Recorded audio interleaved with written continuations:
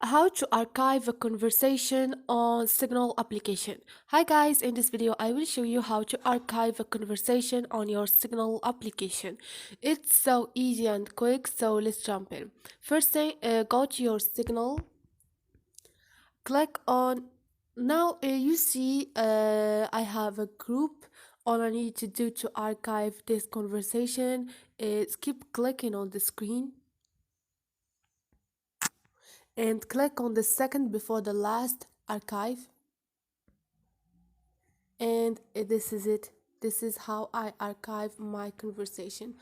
All I need to do to return back is click on to go back is click on archived conversation and click on keep clicking again and click on unarchive, and this is it.